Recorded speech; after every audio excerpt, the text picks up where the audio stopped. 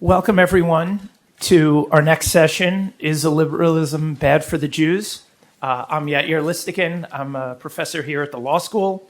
We're very excited to have three terrific panelists. Our first panelist is Frank Foer, who's a staff writer at The Atlantic and is the author of several books and has written about exactly what he's going to be speaking about. Convenient. It doesn't always happen. Exactly. We're lucky that it landed this way. Jim Loeffler is the Felix Posen Professor of Modern Jewish History and Director of the Stulman Jewish Studies Program at Johns Hopkins University. He's also a Kogod Fellow at the Shalom Hartman Institute and is working on a book about free speech as it relates to Jewish life in the U.S., among other things. And finally, Elisabeth Zerofsky is a contributing writer at the New York Times Magazine, writing on European and American politics and society. She's currently working on a book about the rise of the far right in Europe and the U.S. and the new era of illiberal democracy. So without further ado, Frank, please go ahead.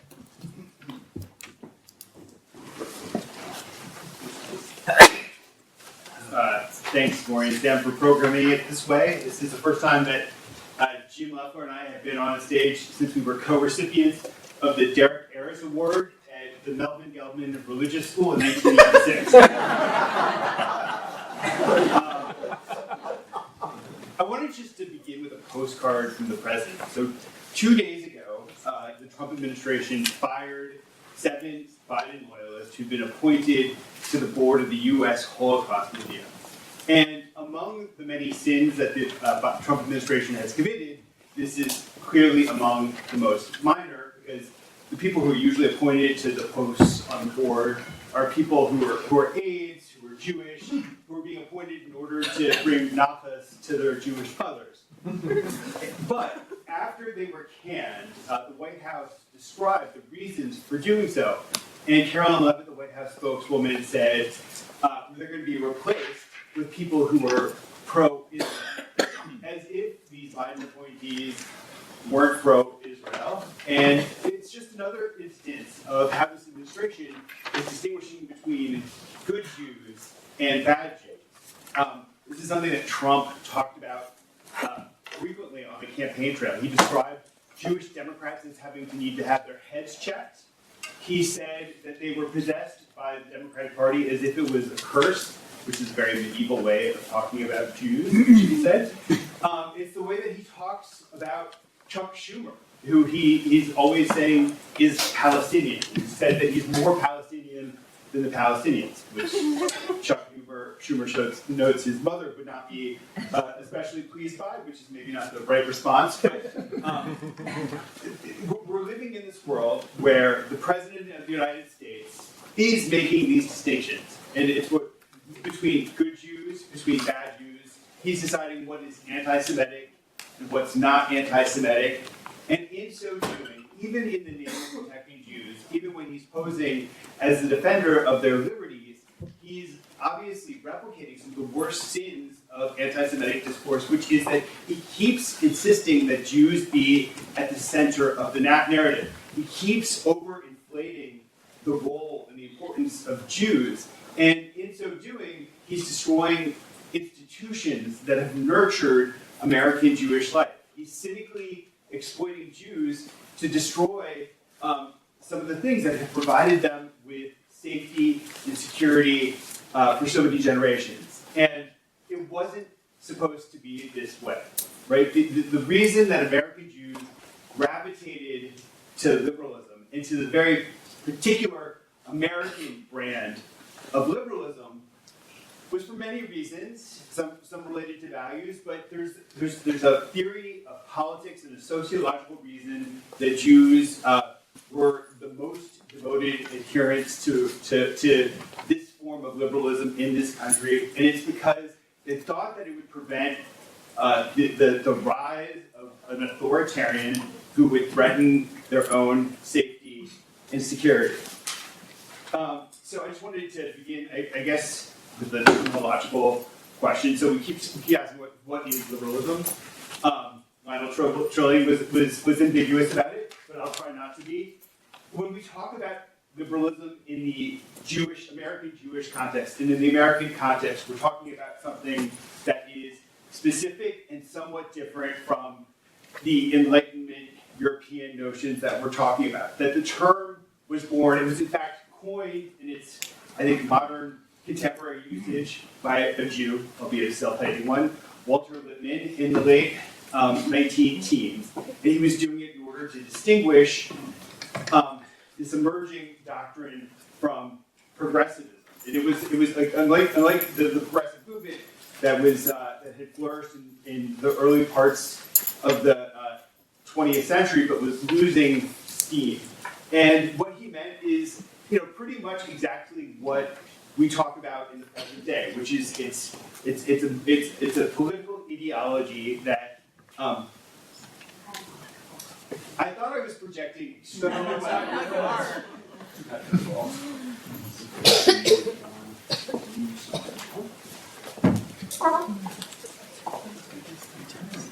They want me to start over, I can yell at this time. Okay, so he meant basically the way that we kind of commonly use liberal in like TV talk show type of ways now. That it was in favor of having the state play a more active role in regulating the economy and providing for social welfare. At the same time, it brought forward some of these Enlightenment, classically liberal ideas about civil liberties, protection for minority rights, etc. And I think in this modern variation, Jews became co-authors of it as it emerged in the 20th century, as they were parts of the brain trust of the New Deal, as they were the Cold War liberals who were talked about in the last panel, and as they were, and this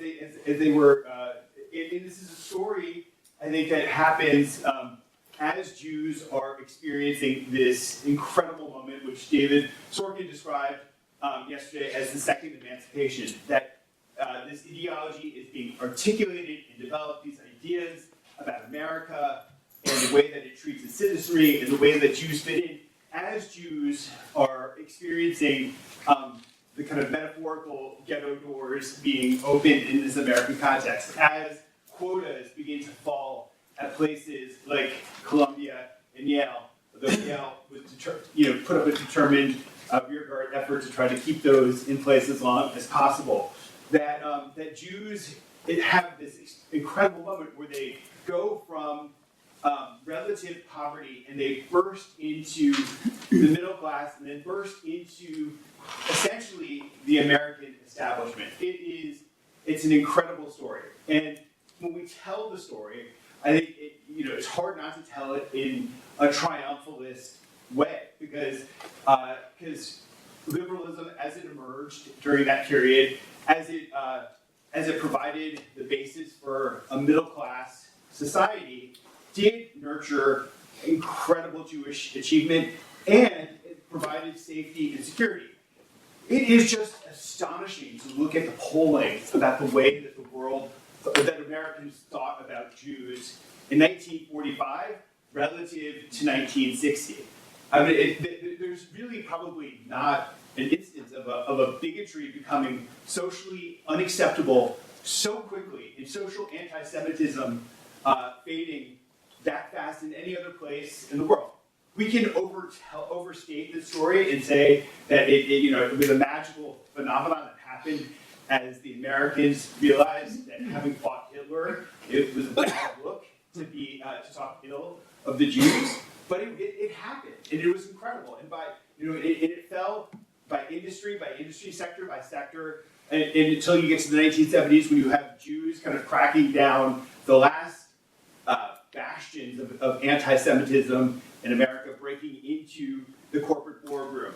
And by the time I was in college, and I was a kid, and I was entering adult life. America had become such a welcoming place for Jews. You had historians of anti-Semitism, American anti-Semitism, like Leonard Dewey, announcing that anti-Semitism was a fixture of the past. When you looked at the way that organized Jewish groups talked about Jewish place in America, the biggest concern was intermarriage. That America loved its Jews so much that they all wanted to marry its kids. that we were just gonna melt away into history. So the topic of this conference is anti-Semitism and the crisis of liberalism. And so I think Rebecca mentioned how the failure of the liberal imagination is the failure to anticipate surprises. And I think when we look at what happened in the 21st century, I think it caught almost everyone by surprise. And I'm going to just do my best to give a first draft, because I'm a journalist, and that's my prerogative of what happened. So, we come into the 21st century, it's the end of history, it looks like the United States is triumphing the Cold War, liberal values are triumphing, and then we get stuck with a series of crises that wallop us by surprise. So you have 9/11 that happens. And in the aftermath of 9/11, we start to see various signs of anti-Semitism emerging that kind of you could easily dismiss. This idea that Mossad toppled the Twin Towers. And this is stuff that starts to percolate on the crazy right, which has always dabbled in anti-Semitism. But then in the aftermath, when the United States invades Iraq, there's this effort to try to find the villains who could have brought in this misadventure. And so the Jewish puppet master starts to reappear as a villain in the story. And neocons are tagged as a cabal that's running American foreign policy to pursue the due loyalties of the likes of Paul Wolfowitz and Bill Kristol. Then we have the financial crisis that hits in 2008. And even though politicians were extremely responsible, even on the far right, in the way that they talked about the financial crisis, there was polling done.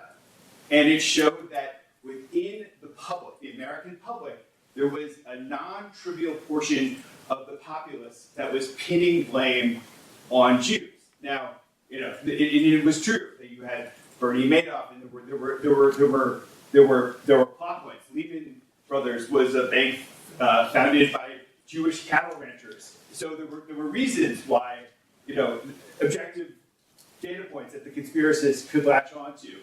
The Fox News during this period, in response to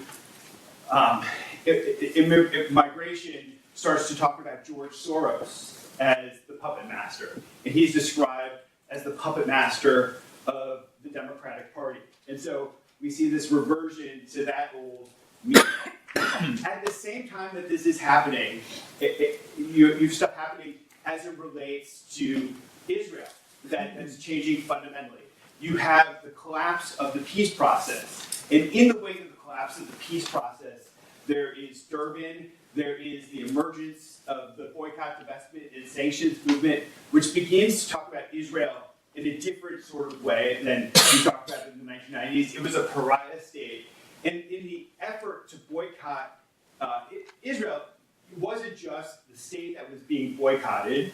It was oftentimes Israeli academics who were being boycotted. And there was a sloppiness in the analysis of the BDS movement, which drew really big circles. And so if you were a Hillel on campus, you were suddenly lumped in with the Zionists who were most responsible for the apartheid state in Israel. And there's shifts that are happening in the left, the rise of post-colonialism, the way that settler colonialism becomes something that seeps into not just history departments, not just literature departments, but into other departments across the board. You have the rise of a left that is now self-consciously intersectional and saying that in order to participate in left-wing coalitions, you have to be virtuous in every single sort of way. And so if you're a Zionist, you're not allowed to be, you're not allowed to place in those coalitions. I saw this happen with my own daughter, who was a member of the Sunrise Movement, which in Washington, D.C.,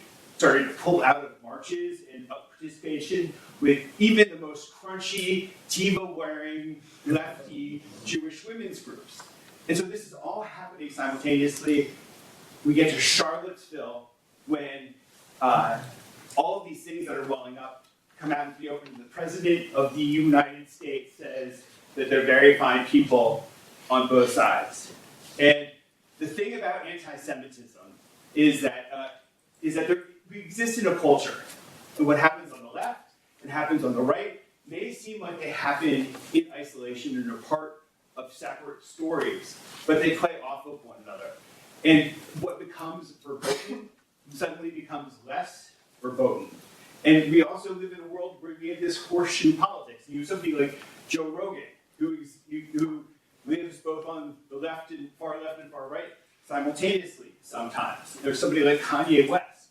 And there were parts of discourse that would have been prohibited, descriptions of Jews and money that you would have been reprimanded for, you would have lost your career or suffered a scandal for it, that suddenly just became everyday sorts of occurrences.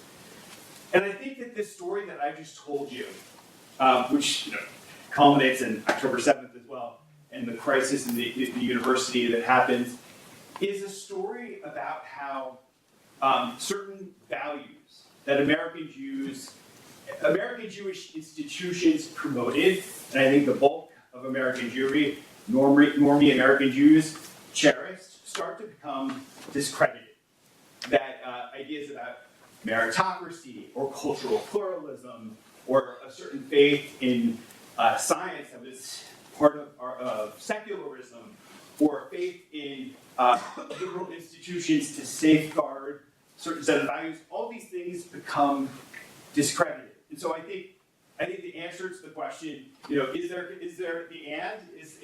Yes, there is. The and is there. That the crisis of liberalism is the backdrop. It is the reason that we're experiencing this surge of anti-Semitism that we're seeing now. But the ultimate question is is liberalism just an exhausted ideology? Was that faith that American Jews placed in liberalism kind of an active theology? That this idea that American Jews had about America being exceptional, being this kind of break from the entirety of the history of the Jewish people, was that an illusion? Or at this moment where liberalism is so on the ropes, where authoritarianism is dawning. We went to bed a free people and we've woken up in a totally different state. Is it possible that against all pieces of evidence that we're seeing, is there a liberalism that can re-find its footing at this moment and offer some resistance?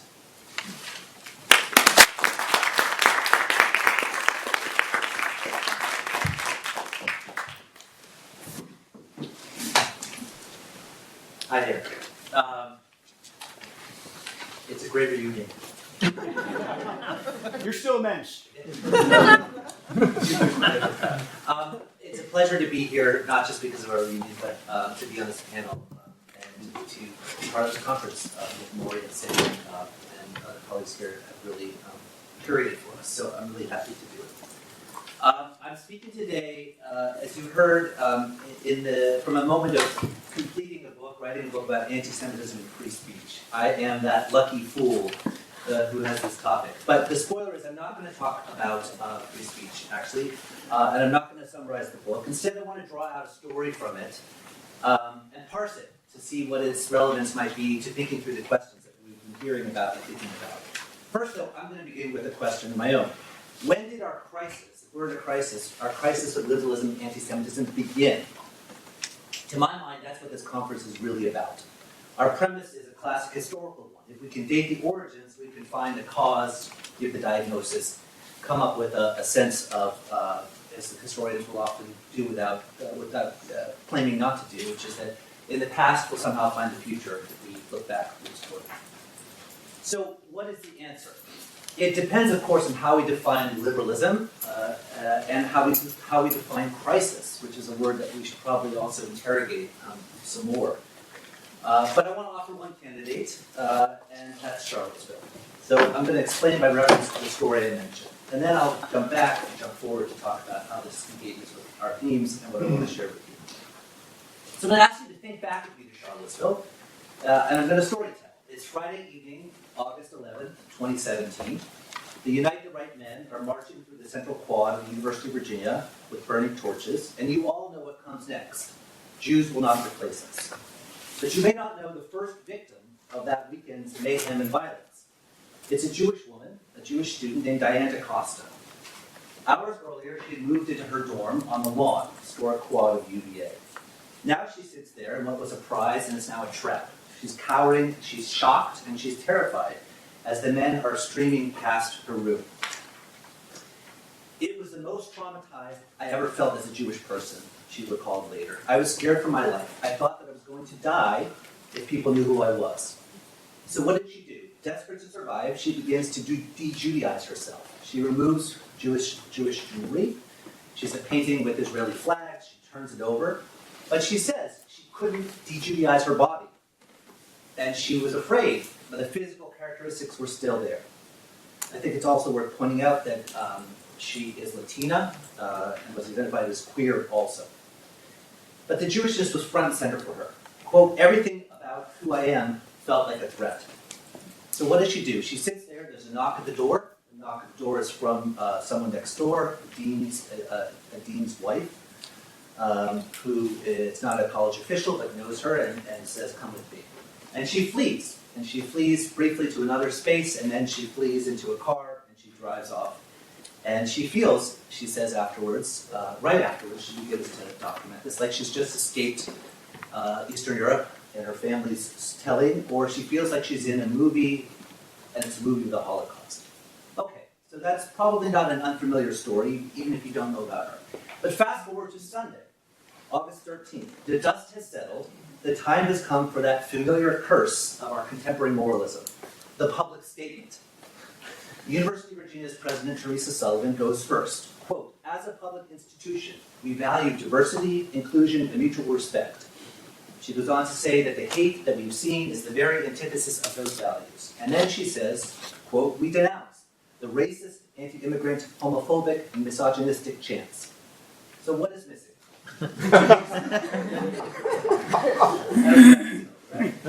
She is not alone. None of the 25 statements issued in the aftermath of the attack by presidents of other Virginia colleges or universities mention Jews or anti-Semitism. But we can top that. On Monday, August 14th, the Charlottesville Public School Superintendent issues her statement. She voices solidarity with, quote, our Latino, Muslim, bisexual, transgender, Christian, and black students. Jews do not make the list. These statements failed. They failed because their authors evidently did not know how to speak about Jews or anti-Semitism. They failed because Jews didn't fit the categories of difference. They failed because they did not know, apparently, how to calibrate anti-Semitism to color-based racism and other antagonisms and hatreds.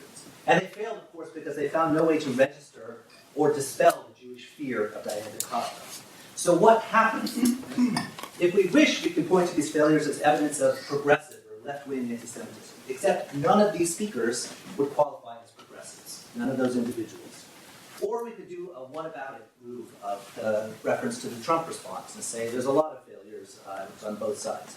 But what-about-ism, as we know, is just moral evasion by comparison. So the question is, how do we explain it? And I want to suggest that the omission, the silence, is the key to unlocking something of the madness of our moment. The illegibility of Jews, the exceptionalization of Jewishness, the strange silence all point to something deeper about liberalism and anti-Semitism and a blind spot. And I want to go further and suggest that blind spot creates a vacuum. And into that vacuum has appeared the latest phenomenon that we've heard mention of, which is anti-Semitism. So when did the blind spot appear? That brings us back to the question of origins and dating. One answer, as we've heard, is that Enlightenment liberalism had a Jewish problem. Jewish difference did not fit. To create modern citizenship, to build modern nation states, Jews, as well as other categories and minorities, but principally paradigmatically in Europe, and here to an extent that I think is underappreciated, had to be transformed. Some liberals thought transformation meant the elimination of Jewish difference. Others wanted to regularize or manage it. All were ambivalent, but all also had a happy solution, and the solution was the invention of the public and private sphere. Consigning fundamental differences to the private realm allowed different religions and cultures as a whole to coexist with, in theory, egalitarian notion of national citizenship. Privatizing certain differences promised a neutral public sphere free of hatred and hierarchy. This privatization solved many problems, but it reflected and reified a fundamental tension for Jews, the tension between protecting difference and neutralizing it. And I think Jews have lived that tension ever since. The granting of rights required the dismantling of public particularity. Yet legal invisibility did not mean the Jews became invisible. On the contrary, the persistence of Jewish difference in the age of liberalism raised problems of its own. It also created a window of opportunity for liberalism's critics to attack liberalism through reference to its own Jewish ambivalence. One such person, and I'm telling a generalized story here, but one such person, if we zoom into the 19th century, is Wilhelm Marr. You may know him as the patriarch of anti-Semitism. What is interesting about Marr is, of course, that he begins life as a critic of liberalism, right? He is a radical critiquing German liberals. And he has a solution to the Jewish question before he is a racial anti-Semite and a progenitor, a proponent of that term. And the solution is one in which he draws from looking at America.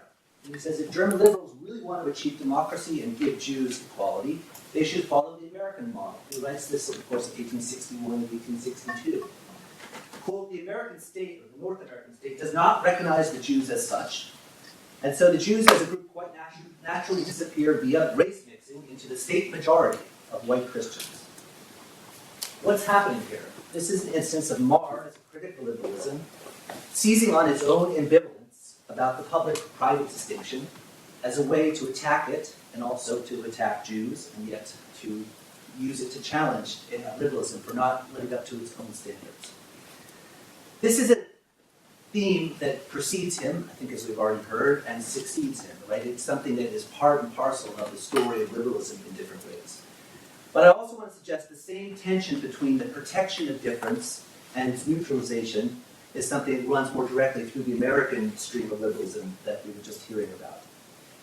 Here, it entered into a new chapter, and I think that new chapter has a lot to do with the rise of the American version of civil rights and the question of discrimination and the possibility of ending discrimination. I think it also has something to do with that Jews entered this context with a racial caste hierarchy and had to live along with that and experience everything liberalism would be or could be, also through the question of liberalism's race problem here. In American law, the private-public model came to be expressed in the distinction, I would put it, between non-discrimination and anti-discrimination, or, as some scholars have argued, between anti-classification and anti-subordination. And you can see this pretty clearly even in the debates and the ruling of Brown v. Board of Education about what exactly you do to get rid of discrimination and to get it out of law and to get it out of society. On the one hand, the state should be neutral. It must not create formal distinctions between its citizens. But the state should also guarantee equality to minorities. It must not acquiesce to discrimination. Hence, it must act to guarantee the equal status of them, and in some way that means to recognize their difference in order to make sure it's not used against them, but also the recognition is an act of protection. American Jews, for the reasons I think Frank just talked about really precisely, were champions of anti-classification. Jews led the efforts to keep religion off the census. Jews protested vigorously when the government listed Jews on public documents, and they still do. Witness the panic that erupted over the executive order, the first Trump statement from 2019, and the more recent Barnard College issue. Yet Jews also wanted and want protection from discrimination. They wanted civil rights to protect them too. And as the state moved in the aftermath of Brown and the evolution of the civil rights movement to think about anti-discrimination law, it placed Jews who questioned Jewishness in the crosshairs and in a certain sense in a place of dilemma between wanting invisibility and wanting recognition. It also raised the question, which is the question we hear about today, which is whether Jews are actually a minority or not. These tensions entered directly into the debates about affirmative action, Title VI, DEI, and so on and so forth, and they exploded in the aftermath of Charlottesville.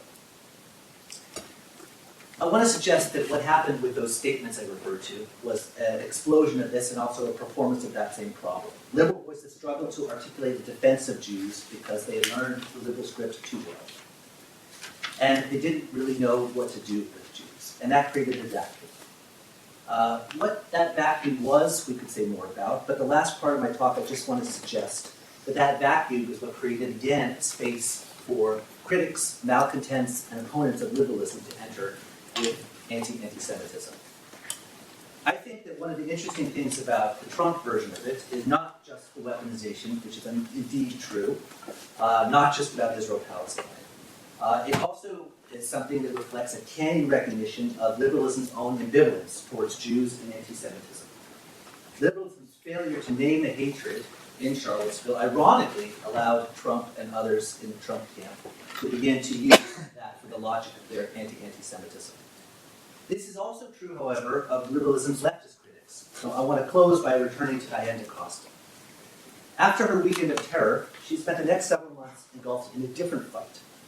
This was the fight over whether or not the University of Virginia Minority Student Alliance, a coalition of minority student groups, would allow the Jewish student group to be a member of it. The question was Israel.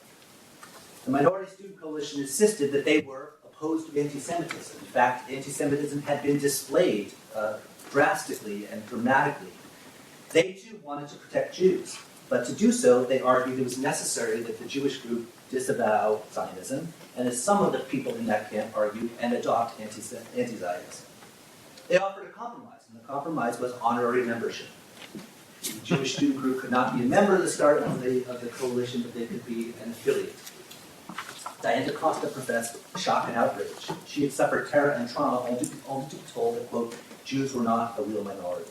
This was an affront to liberal values of diversity and respect. Jews deserve to be recognized, not exceptionalized. So what I'm suggesting here very quickly is that in the aftermath of Charlottesville, anti-Semitism became a site for exceptionalist arguments for both the right and the left. And that's the logic that I think drives on both of those sides anti-Semitism. So this brings us finally to our present. I haven't come to bring this analysis to blame liberalism, right, for its crisis. But I want to suggest that the crisis is the place we have to start to look for the answers. Right? If anti-Semitism emerges from the cracks and contradictions in liberalism, then its repair or its reinvention must proceed from a confrontation with those cracks and contradictions and with anti-Semitism. We are only at the beginning of the process. We have seen early stumbles and missteps. We've seen overcorrections and overreaches. We've seen despair and cynicism. But what we haven't done is begin to ask what a better version and better future would look like. Any liberal future will need to embrace its Jewish question as a starting point for rethinking equality and freedom for individuals and groups as a whole. And of course, it's going to have to recognize that any repair of a harm can't come at the expense of a harm to another group. It will need to think more about this conjunction or stalemate between non-discrimination and anti-discrimination. And it will be interesting to see where we see that going in the courts, especially with the case that was just heard the other day about charter schools, religious charter schools, right? Where the courts will go, where American law will go in terms of groups and in terms of discrimination. What we need is a model of liberalism that can better accommodate Jewish differences and all differences without surrendering its principles of equality and freedom. What we need in that sense is a model of Jewish liberalism. Thank you very much.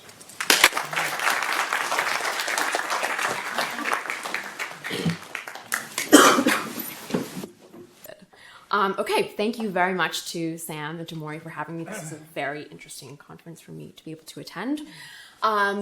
I'm going to speak a bit about whether the new European far right, or far rights, it should be plural, but are philosemitic. And I did not know that David Bell was going to speak yesterday about philosemitism, but I was delighted. I think that this presentation will build quite nicely on what he had to say yesterday.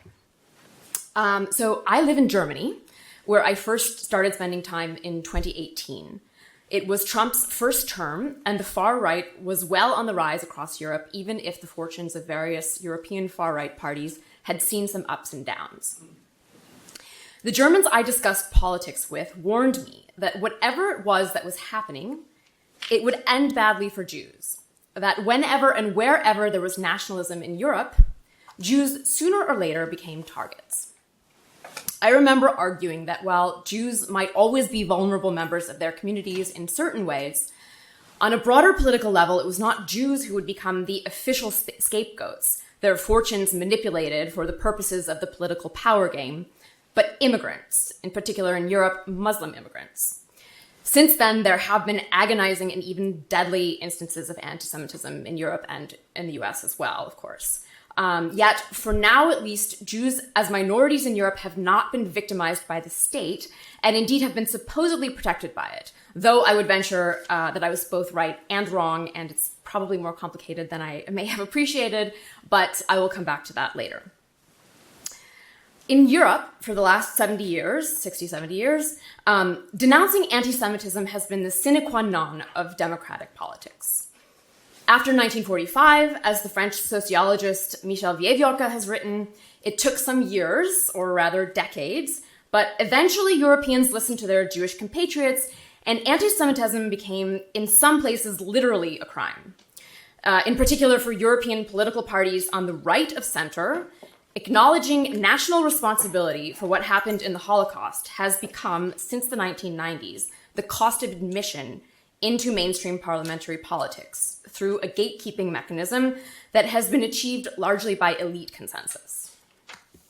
So, in Italy, you have the post-fascist Italian social movement, or the MSI, which was founded in 1946. Here we see the founding of the party in Rome in December of 1946 by some of Mussolini's followers to keep elements of the legacy of fascism alive on the Italian right. And this eventually gave birth to current Prime Minister Giorgia Meloni's Brothers of Italy party.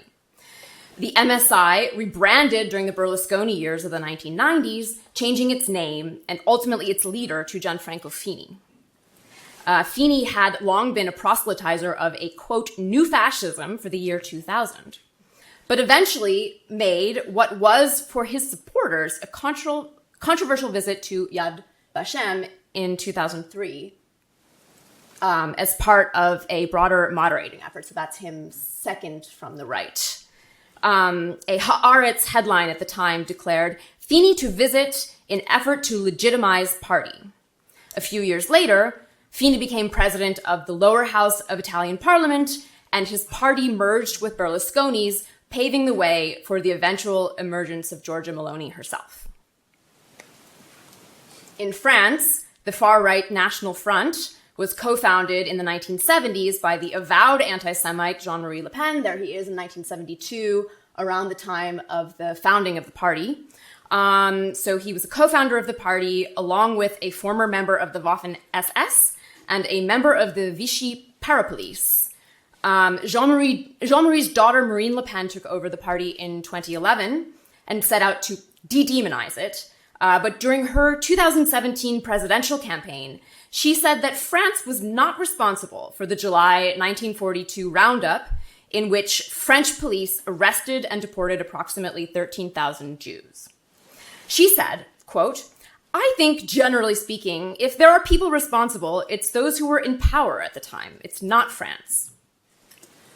5 years later, in the 2022 presidential race, she carefully avoided the topic. And by the time snap parliamentary elections were held last summer, some 9 months after the October 7 attacks in Israel,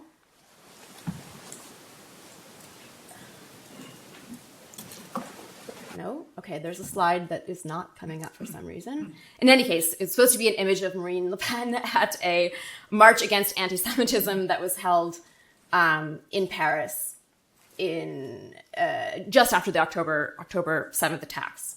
Okay, I don't know why that's not working. Anyway, Marine Le Pen had positioned herself as a bulwark against the charged anti-Semitism of both French Muslims and the French left. Remarkably, the French Holocaust survivor and Nazi hunter Serge Klarsfeld met with Marine Le Pen and later announced that if it came down to it, he would vote for her over the left. Le Monde wrote that an anointment from such a respected figure among French Jews could shatter one of the last obstacles between the National Front and its accession to power. So Jean-Marie Le Pen, whose most famous line was that the gas chambers were a mere, quote, detail of history, died this past January at 96. Thus, we get the absolutely astonishing images just 2 months after his death of his granddaughter, the extreme right-wing politician Marion Maréchal, visiting Yad Vashem, even though Maréchal has always proclaimed herself the political heir of Jean-Marie. Jordan Bardella, who is the young president of the now rebranded National Front, which is now called the National Rally, in a nod to the rebranding of the Italian far right in the 90s, also traveled to Israel at the same time. He posted photos of himself on Instagram at Kibbutz Re'im, one of the sites of the October 7 massacre, and at Yad Vashem as well, for which he received 50,000 likes from his right-wing followers. Germany is a little different, as always, because of its history.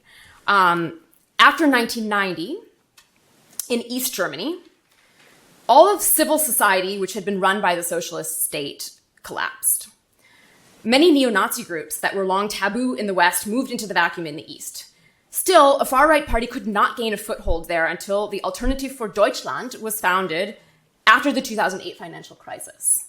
The AfD began as a protest party against the euro, but was gradually radicalized by its more extreme members, first in the context of the migration crisis in 2015, when Chancellor Angela Merkel decided not to close the border to nearly 1 million refugees. As the AfD became a catch-all grievance party and a magnet for some German figures who felt that Germany's Erinnerungskultur, or culture of remembrance, distorted German history and prevented the appreciation of the great achievements of German culture before and after National Socialism. Yet, at the same time, current AfD leader Alice Weidel has said that she accepts the consensus of Germany's raison d'etat, which includes the security of Israel. So we get this poster for the AfD, which says zero tolerance for antisemitism, enforcement against left and Muslim Jew hatred, only with the AfD.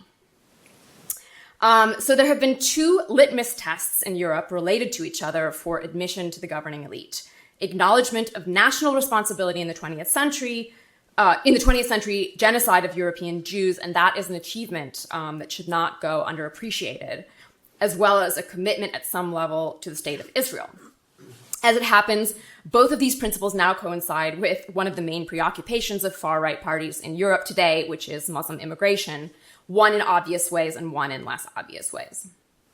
So to start with the obvious, the long-standing contestation by Arab and Turkish immigrant groups across Europe of the Israeli occupation of Palestinian lands and its denial of rights to the indigenous population, and in the last year and a half of Israel's destruction of Gaza, has become a reason wielded by the far right for why these immigrants and their descendants cannot become European. According to this argument, anti-Semitism is being imported into a place that has spent the last 80 years atoning for and abolishing it. So anti-Semitism certainly exists among communities of immigrant origin, but it also remains obviously endemic. A 2023 report by France's National Consultation Committee on Human Rights noted that anti-Semitism does exist on the French left, but there is no comparison with the level of anti-Semitic conspiracies present among the supporters of the French far right, for whom some 50% believe in a so-called double allegiance among French Jews, and there are many other examples. But let's take the argument for a moment. One of the most curious phenomena to arise in recent years is Eric Zemmour. Now, why is this not working? There should be a picture of him up there. Okay, well, a very important picture. Sorry for that. Well, there he is. It's going to come to this later, but we'll just go with it.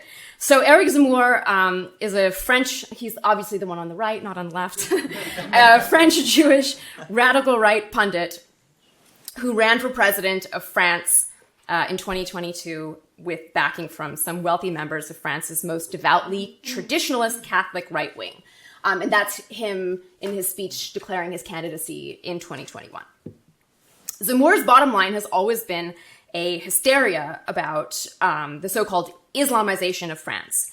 In 2018, he made a bizarre claim about something he called Opération Ronce, in which he said the French army was preparing to reconquer the territories on French soil that had been, quote, occupied by Islamist immigrants, an operation for which the French army had trained alongside Israeli troops who, quote, transmitted to their French colleagues their experience in Gaza.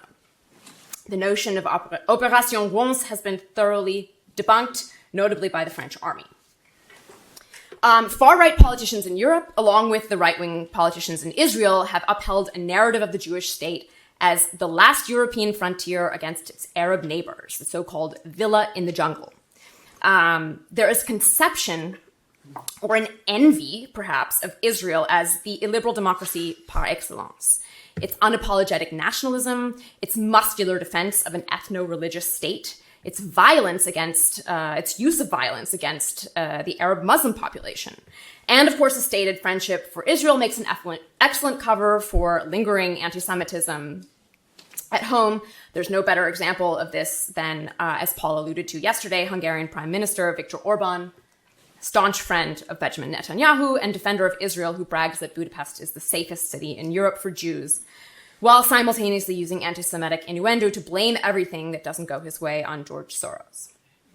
So such support for an imaginary Israel doesn't have much to do with Judaism, nor with the actual composition of Israeli society.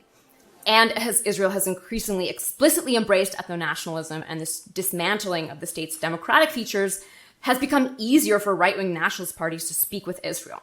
So as the writer Peter Beinart said recently, they like the idea of countries with clear legal hierarchies between a dominant group and everybody else. They like the idea of countries that have immigration policies that only let in members of the dominant group. Such support from and for Jews and Israel makes it easier for far-right figures to claim effectively, we've dealt with our history, we can all relax. In another curious episode, Eric Zemmour attracted attention of French courts in 2014 when he argued in his book French Suicide that the Vichy regime had been slandered by a generation of historians, when in fact it deserved to be recognized for having saved French Jews from the Nazis, as evidenced by the comparatively lower number of French Jews who died in the Holocaust. This is a strange, indeed inexplicable position for a French Jew to take, given the facts of Vichy's national revolution. But it starts to make sense if you understand Zemmour's position that in the present, the legacy of Vichy is preventing the French right from being a true right. The denunciation of Vichy that is now ritual for French elites is, according to this view, affecting the fortunes of France because only a right wing that permits itself to be truly right wing can act against immigration to save France. The French right must restore its sense of self and dignity for the very survival of the country. This is a sentiment shared by the newer, more radical AfD in Germany as well. Yes, Germany is responsible for what happened, they say, but the past is the past. It has been atoned for, and this obsession with national guilt is preventing the country from acting in its own national interest in the present. Indeed, the negation of national interest, quote, has become a political maxim in Germany since World War II, the former AfD leader Frauke Petry said in 2017. And even Merkel's decision on refugees has been has been attributed to as a result of Nazi-era guilt. So a dearth of German patriotism, a misplaced guilt complex, and a misreading of German history has, according to these figures, led Germany to disastrous consequences. So, to conclude, if the supposed philosemitism of the European far right seems to have not so much to do with Jewish Europeans, or with Judaism, that makes the term perhaps all the more fitting. Viorka defines philosemitism as a love of non-Jews for a Judaism that is somewhat imaginary. As the Dutch historian Evelyn Gans wrote, the same processes that generate a love of Jews also generate a hatred of Jews, as David spoke about yesterday. That is to say that philosemitism and anti-Semitism can be understood as two sides of the same coin. a paradigm in which Jews remain separate or different from rather than part of a heterogeneous liberal society. As Theodor Herzl said, if Jews can be regular folk in a regular state, there will be no anti-Semitism, nor maybe philosemitism. To the extent that Jews have prospered in European societies, it is largely thanks to liberalism, as we have been discussing in this conference so far. Peter Beinart has also argued that European far-right parties often have a problem with Jews in their own societies because the Jews in their own societies tend to be inclined against the idea of ethno-nationalism, that as a small minority, Jews tend to want a more secular government, one that treats them equally. However, I'm not so sure that that's true. Of course, there are left-wing Jews, but in Europe, where Jews tend to be organized along more communitarian lines than in America, and indeed, their origins today are different than they were a century ago. In France, Jews of North African origin make up the majority. And in Germany, it is Soviet Jews who came after 1990, and they tend to be more conservative, and their leaders often settle into an affinity with right-wing forces in their country. So, in summary, as Herzl said more than a century ago, okay, this is just not working. So as Herzl said more than a century ago, the anti-Semites will be our best friends. He understood that people who didn't want Jews in their country would like the idea that Jews could go to their country. We don't know exactly what will happen if some of these right-wing parties should make it into power, but certainly those of us who have liberalism to thank for many things should be wary of making a bargain on the backs of liberal principles and at the expense of those who have now become others. On the other hand, do Jewish citizens really believe that Jews and Judaism have been so integrated into the imaginary of the European nation or of what we call Western identity so as not to be threatened by the liberal project proliferating across Europe and the US? I would say that even my 2018 self wouldn't bet on it. Thank you.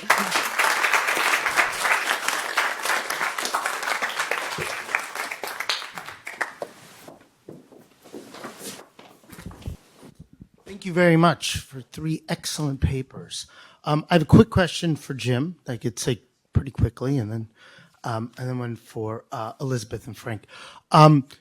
Jim, so I was wondering, in listening to you, the inability to articulate or for Jew to appear as a crisis in liberalism, I'm also wondering to what extent, you would link this back to certain arguments that David Nierenberg has made, and vis-a-vis also to flip it back to Jewish identity itself. In other words, to what extent are the complications of matter and spirit, of ethnicity and religion, of nation versus versus spirituality, all those various elements that go into Jewish identity historically? To what extent does it make for itself a certain illegibility? And to what extent, that illegibility can or even should be overcome? And the overcoming of it, to what extent does it compromise any kind of ability for sovereignty or agency politically? Because, the paper is an excellent paper.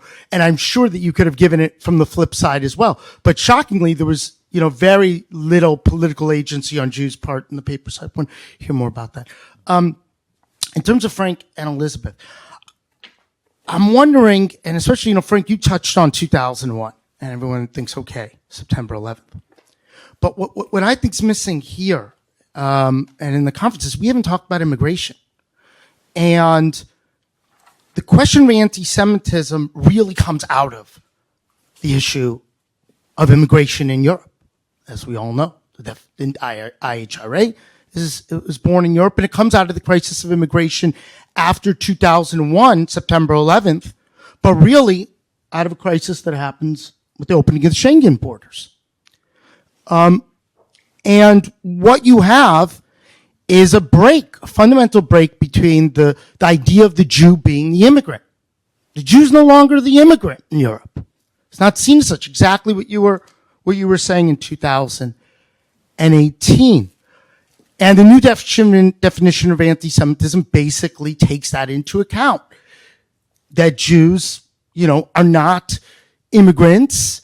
They are residents that have certain degrees of hospitality, like any Frenchman in Italy would, or any Italian in France would. So my question here is, to what extent have larger geopolitical factors complicated any definition that we're going to have of Jews with liberalism? And to what extent is that really like some ploy or some kind of nefarious move on the part of right-wing parties to be able to then claim, we are against immigrants. We have no problems with Jews. Like, that's just not our issue. There are not that many of them on the continent anymore. They're not that big of a problem for us anymore there. We got much bigger problems. And it comes back to the exact same issues that the right has always said, which is the immigration debate. It just so happens at this point that vis-a-vis the immigration debate, Jews geopolitically stand in very different places at this point in the United States and in Europe. So I'll go first with the quick question. I think where I ended up at the end was where we could take it off to part two to talk about what is Jewish agency there. And I think it is, I have two thoughts about it, though, more specifically. One is, it goes back to Professor Sorkin's talk yesterday. In one sense, as I tried to say, being illegible doesn't mean you can't have agency. And I think for many Jewish historical actors, it gave you a freedom to do things because you could act, but you also wouldn't be trapped in that identity. And I think that has been an assumption of American Jewish liberalism too, which reflects that tension between saying we want to be able to advocate and speak out, but we also don't want to be counted. So what do you do with that? That's the tension I think Jews have to answer for themselves. Now, the other side of it, though, is, of course, who are the Jews? And I think there are other parts of the Jewish ethnos, if you will, Haredi Jews, Hasidic Jews, who offer different answers to that, right? Even in the context of American liberalism. It was very striking to read the work of Michael Casper and Nathaniel Deutsch about how New York Hasidic Jews were making arguments they should be counted as effectively a racial minority in the 60s when it came to seeking affirmative protections from the government. And they had no trouble doing that, right? And it would seem to be anathema to the same type of Jews we've been hearing about. So that's a question that we also have to wrestle with. Maybe that's the future, but it may just not be the liberal future or the version of the liberal future that we would expect. Sure. Yes. So that's a great question. And as I sort of alluded to, of course, the Jewish communities I just chose Germany and France because those countries have some of the largest, both Jewish and immigrant. Well, Germany doesn't have the largest Jewish community, but France does. And those are, of course, immigrant communities largely because there was genocide of Jews. So there's largely a North African Jewish community in France and a largely sort of Soviet Jewish community, not exclusively. There are, of course, Jewish communities there whose roots go back in those countries much further, but they are immigrant communities. But yes, of course, the focus, because of these very sort of careful taboos that have been constructed through this historical reckoning process over the last 80 years, there have been these taboos that have been constructed against anti-Semitism and against sort of, singling out Jewishness or Jewish culture. But of course, the other interesting thing that we have now that someone alluded to yesterday also is this idea of Judeo-Christian, if I'm saying it correctly, Judeo-Christian culture, which, as I understand, is a complete invention. In fact, I think it was originally came about in the US because it was meant as a way of keeping Catholics out of like a Protestant society in America. So it is very much a kind of invented conception and now gets dropped, of course, by all far right and right-wing leaders in Europe. This idea of protecting Judeo-Christian culture, which is a complete invention and probably, somewhat flimsy if you were to press on it too hard. Again, the same idea being that there's this kind of elite projection of having reckoned with the history of the 20th century, and then when you do sort of these opinion polls among French or German voters, these anti-Semitic conspiracy theories are still very, very, very, very prominent. So yeah, I think that sort of that conception of Judeo-Christian culture or heritage is very much a kind of red herring that serves its purpose for now, but that I would not count on it having any endurance. No, it's on. Just to your first question, I think one reason that anti-Semitism it creates the types of gaps that Jim described is that anti-Semitism essentially does not fit into the kind of the template that we have for thinking about race and thinking about, especially as it's emerged in this century, that anti-Semitism is essentially an accusation of privilege. And so when everything is about oppressors and oppressed, when you say, okay, I'm talking about how you guys are oppressors, it's hard for us to turn around and say that's a discriminatory point of view. As it relates to immigration, I think the American context is very different. And I'd point you in the direction of the things that Elon Musk has retweeted about the ADL and the ways that Jews are responsible for the migration crisis in the United States, which is, I think, a very common trope on the far right here.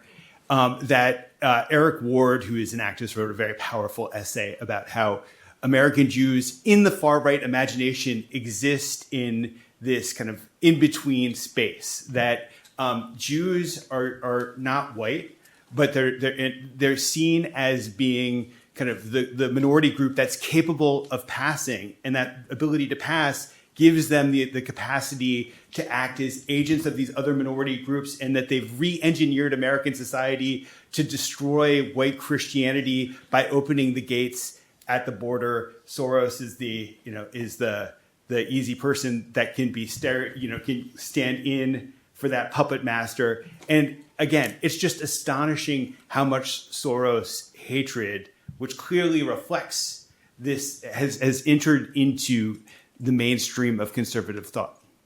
I'm just saying, Frank, I mean, you're saying that they got a lot of those ideas from Europe itself. Of course. About Jews being, all I'm, I guess, saying is, of course, that there's a blaming that's going on of Jews in certain quarters of the right. But what I'm just saying is that that's not the right's target at this point. The right's target is something very different. And the body of Jews in Europe are basically saying, yeah, you're 100% right. That's exactly what threatens us. I just want to step in here. We have lots of questions, so I'll kind of go from here, please. And you must use a mic because otherwise the people online can't hear. I want to pick up a little bit on the last line of questioning. As I understand a through line between your talks, right, is that it's this, I think, that the conditions of possibility for Jewish flourishing are being obliterated, or at least undermined, in the name of protecting Jews. Right, that this is a characteristic element of modern anti-liberal politics, to say that we are defending Jews while tearing apart the kind of liberal pluralism that Jews depend on in order to survive, or to at least to feel safe. And I think one hard question that we as Jews need to ask ourselves is, to what extent have our institutions played a role in making this kind of politics possible? And I'll use American examples, though Elisabeth already used some European ones, but one of the most striking examples is something like the Canary Mission, which is a blacklist for Jews and non-Jews alike based on their positions on Israel. But the Anti-Defamation League's tack in the wake of October 7th is, I think, another striking example. The way that it has blurred the lines between attempting to shut down anti-Semitic speech and merely criticism of Israel, I think is very troubling. And then more recently, I think there was a striking interview with Deborah Lipstadt, who I have tremendous respect for, in The New Yorker, where she could not bring herself to take a strong stance on Trump deporting Palestinian students for the purposes of their speech. All of these, to me, are examples of the American Jewish institutional community, not Jews in general, but our institutional leaders, not recognizing the way in which concern for anti-Semitism is being used against the things that Jews value most. So I wonder how you think, when we're doing this interrogation, this questioning of where liberalism is at right now and the American Jewish community's relationship to it, how much we have to start questioning our own institutions and demanding change from them. You know, it used to be a question about studying the organized Jewish community, if such a thing existed, and I share your concerns about the appeasement, mentality that you can see manifesting in different places. But I also think the landscape has changed drastically, even in the past few years, even before President Trump's return to power, in terms of new players entering the space of politics. Outfits and organizations and funders and donors have new powers and new presence that challenges even what we think of as legacy institutions, who still have great power, but I think are fundamentally diminished in lots of ways. I think the campus space is a good example of that, right? It's really interesting to see. We talk a lot about campus and outside actors, but it's and so much debate focuses on Hillel, right, or to a lesser extent Chabad, but there's all kinds of other groups that have tried to insert themselves into campus spaces and advocate for the Jews, and some of them seem to come from nowhere. So I think it's much less of an organized landscape where we can say our institutional leaders or voices, are complicit or ignoring the reality of it. I think it's much more of a sense in which they too are chasing relevance and trying to figure out what does relevance mean in this moment where the template of politics and advocacy is just fractured. Yeah, I completely agree with that. And I want to just add, sort of along the lines of what Ronnie was speaking about this morning, that liberalism has become in the last, 4-8 years among intellectuals, I think on all sides of the spectrum. But it has become something sort of squishy, something that's been sort of, it lacks strength. It's boring. It's dull. It's bourgeois. It's been sort of gendered in a way. It's feminine in a world that is now, rewarding, or at least promoting kind of this notion of brute masculine strength, which Israel is certainly kind of a part of that image. And so liberalism has lost its sexiness. And I think like intellectuals and people who are involved in organizations on all sides of the spectrum are looking for something new and something that's more is more conducive to this political moment. And I mean, I think you see that happening in institutions or in that Deborah Lipstadt interview, and kind of abandoning this liberalism as something that is not suitable for the moment. But I just think that's like both sad and really dangerous. And liberalism might not be sexy right now, but I think we'll regret that verdict. Just a different way at this. So, like in the long history of American Jewish liberalism, there's been efforts to try to pry Jews away from liberalism. The neocons they had their own version of this project.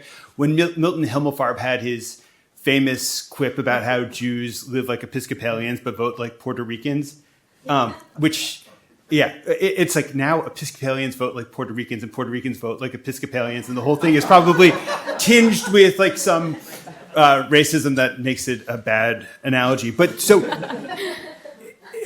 I think, we're at this moment where I think a lot of liberal Jews feel I do a lot of talking to American Jews, and I do have this sense that that they feel like liberal institutions have failed them in the face of everything that's happened after October 7th.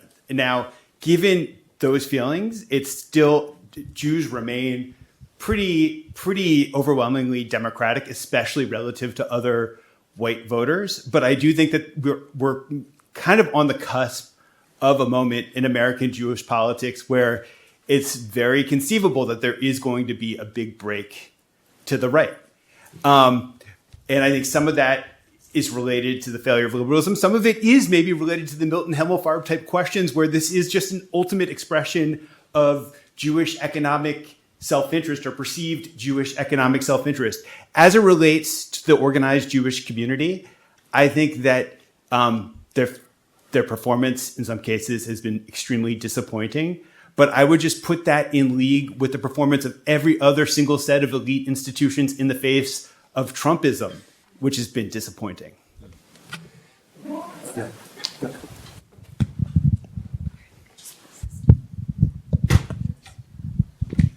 Thank you. Also a question for the panel. It seems to me there's a theme that was running through the three papers together, which is how do liberal societies deal with an anti-Semitism, which is not necessarily coming from the dominant Gentile majority in the Western countries, but is actually coming from Muslims and is related to the Middle Eastern conflict.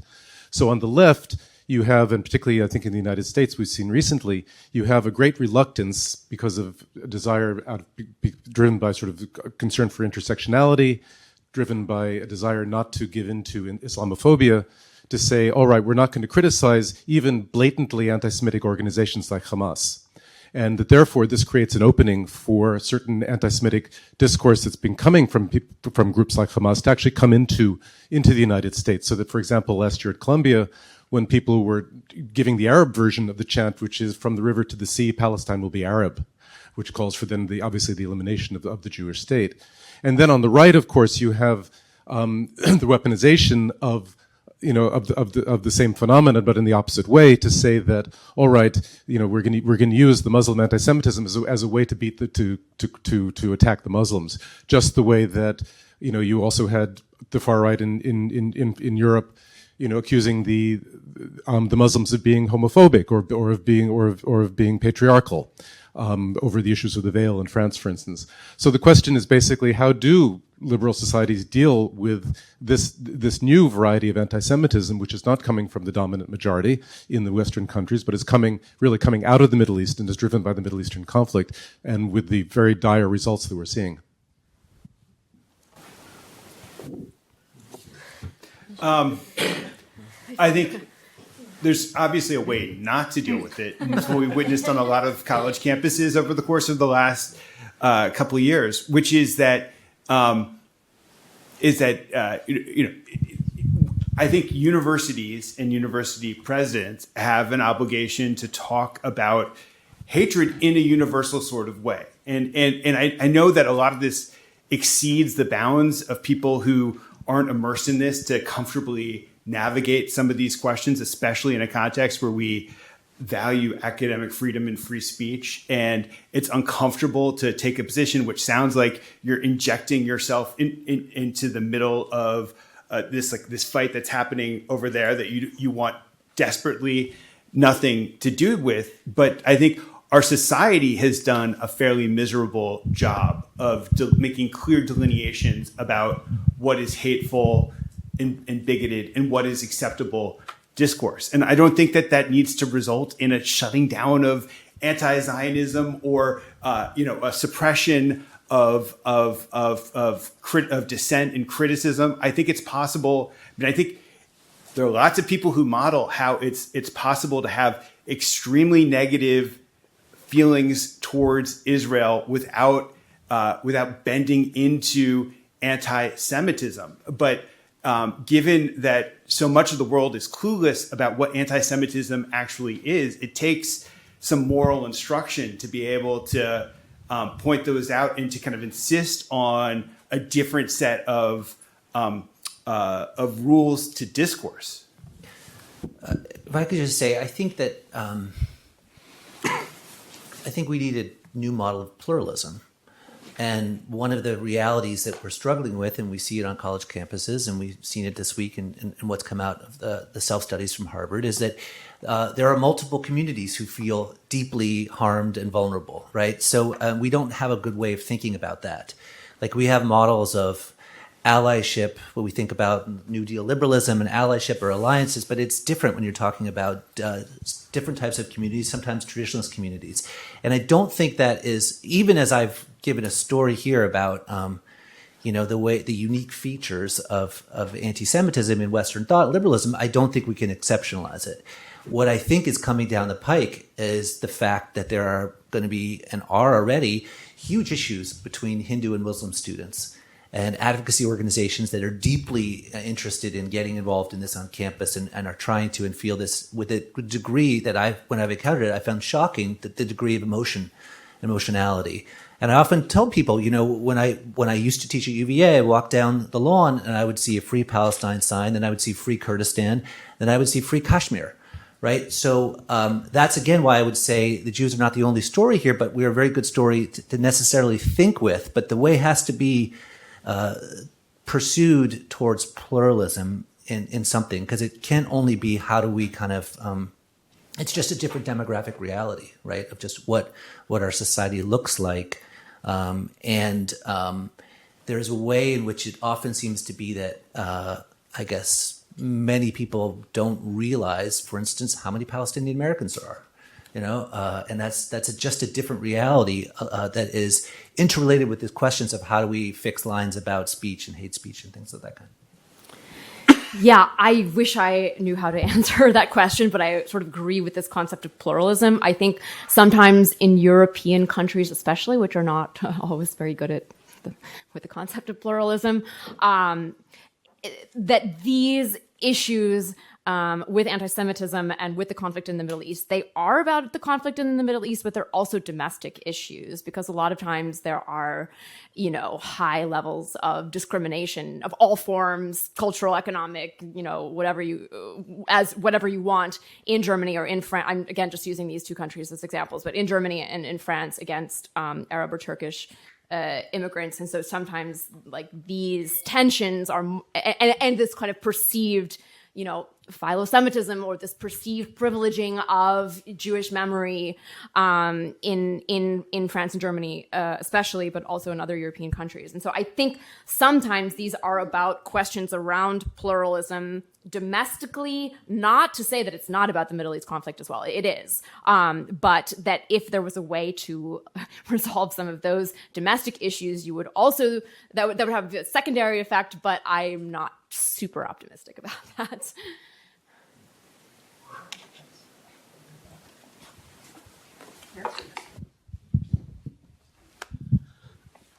Thanks for those great talks. I have a question that I think is for Jim, but then a broader question, which is in thinking about the moment that we got to, you mentioned things like affirmative action and DEI and intersectionality. And I think this point that you're making between anti-discrimination and anti-classification and the tension there is really interesting.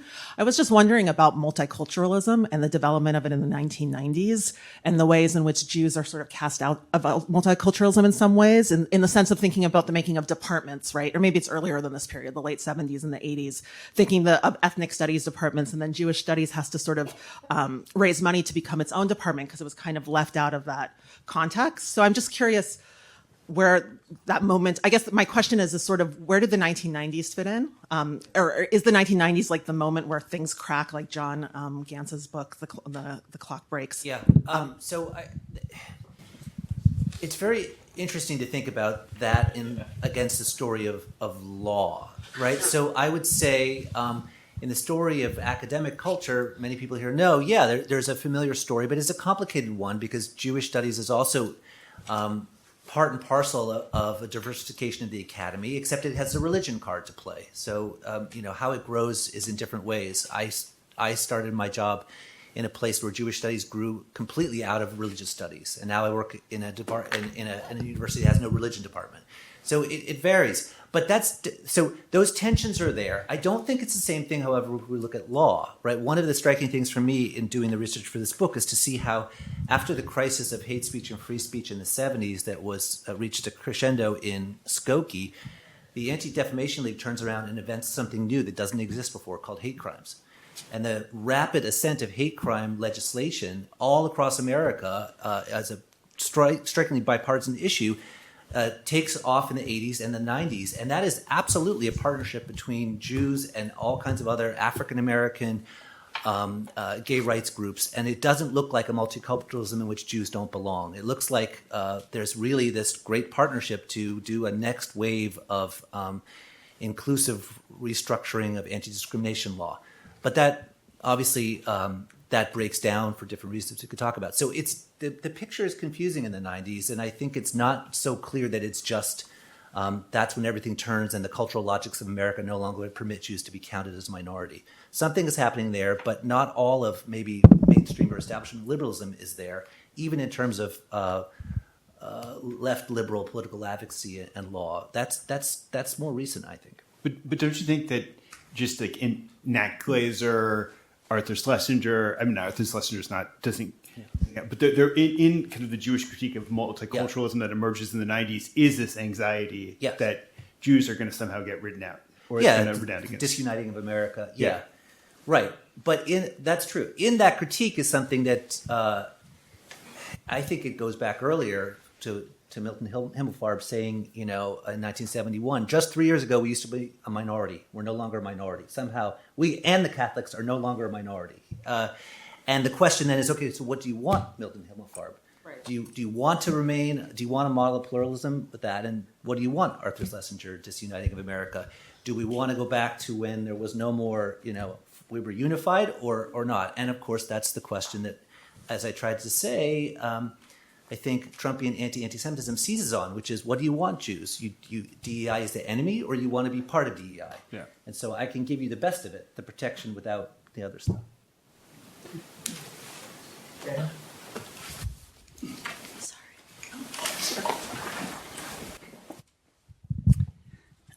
Thank you for these fascinating papers. I guess my question is more for Frank's talk, and maybe kind of connected to your piece in the Atlantic last year, which I actually assigned to the last meeting of my modern Jewish history course yesterday.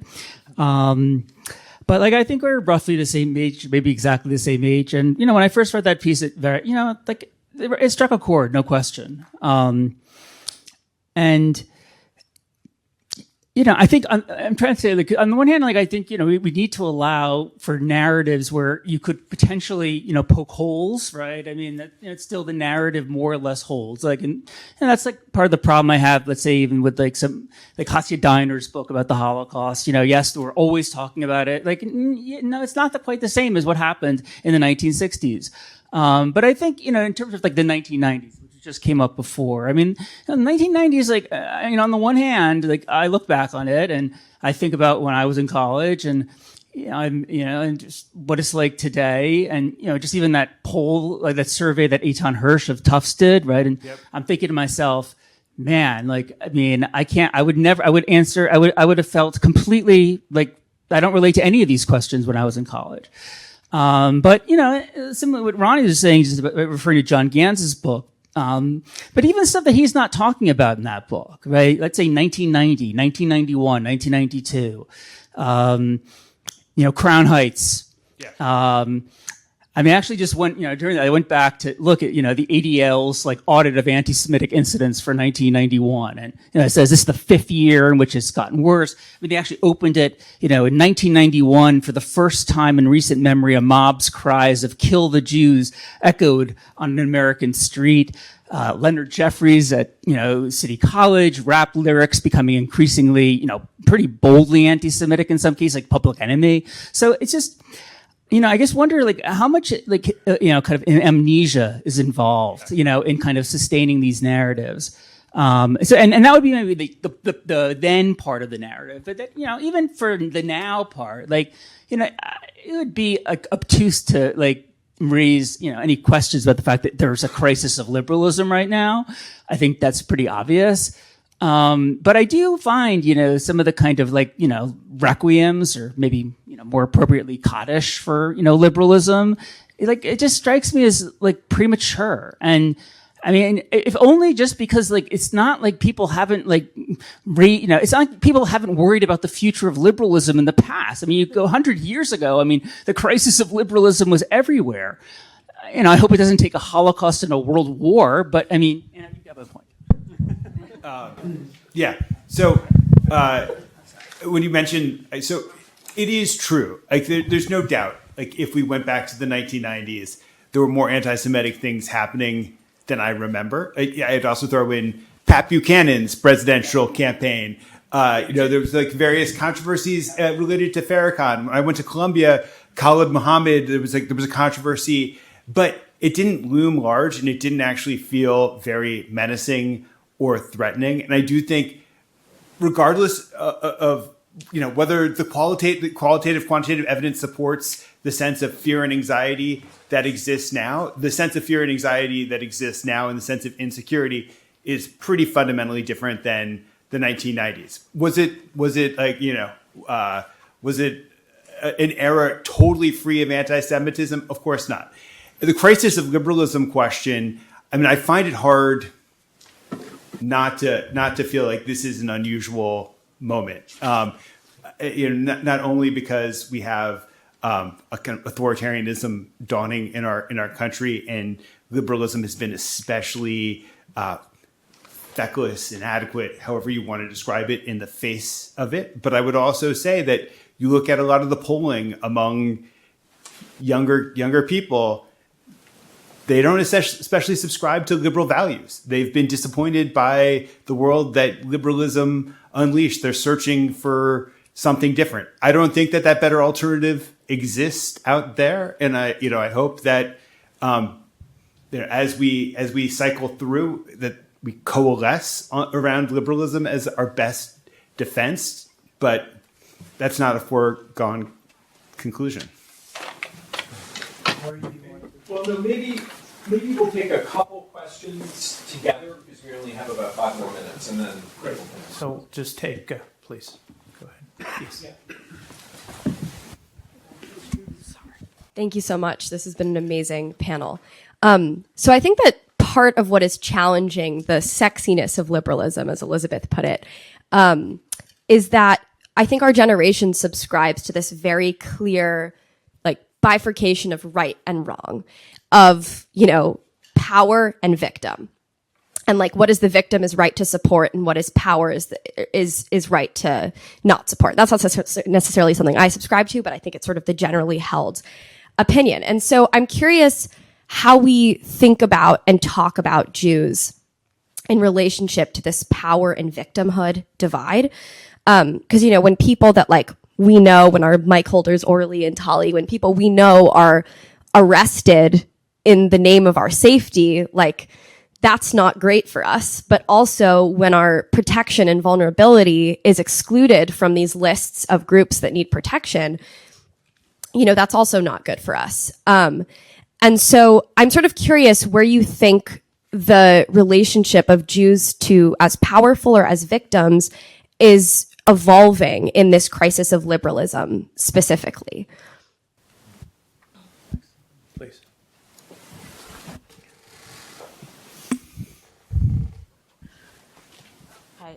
My question was really for Elisabeth, but really all the panelists.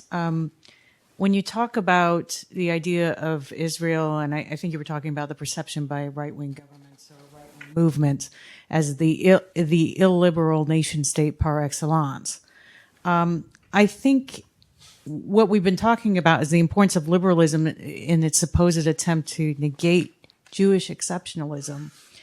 And that exceptionalism is what we see in both anti-Semitism and philosemitism.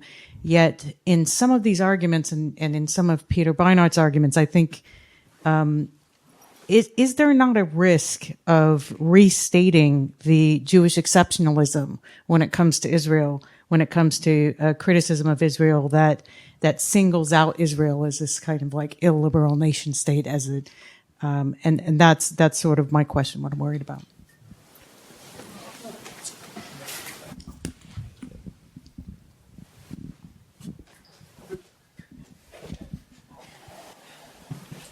Thank you so much for the panel. I had 2 questions, but I'm just going to ask one for the sake of time.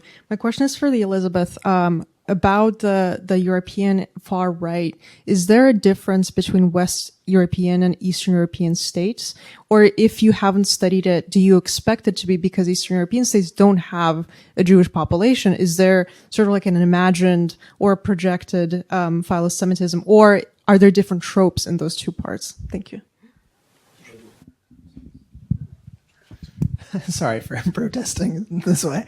But I did want to ask one question because I think I think there is a line of inquiry lurking in the background here that I just wanted to raise, which is that we've been talking about Jewish interests and liberalism as if that was a kind of static combination. In other words, and it's true perhaps that that's been the case historically, but I wonder if we should ask, well, what if it is no longer the case? And what I mean by that is, what if Jews understanding liberalism to be in their interests is a historically contingent phenomena. And I think I'll just elaborate with one more sentence and say, like, I think what we're seeing, or maybe a few more, I think what we're seeing within American Jewish life is a conflict over this issue specifically. And there are lots of sociological ways that maybe we could slice and dice it, but it seems like there's a fight on the one hand between a segment of the American Jewish population that remains wedded to the idea that what is good for liberalism is what is good for the Jews and vice versa. And there is another population within American Jewish life, perhaps growing, perhaps more assertive, perhaps its future demographically, that doesn't have the same historical relationship to liberalism, and that doesn't see liberalism as serving what it understands to be its interests. And so what does it mean if that's where we are? Unfortunately, we're going to have to wrap it up, but I just want to thank the panelists and all of you for a really great discussion. Thank you. And so I invite all the panelists and chairs to come up here, and we're going to go to lunch. Everyone else, there are lots of restaurants in the neighborhood, including Yorkside Pizza on this very block. And please try to come back exactly in time for our 2 o'clock panel. Thank you.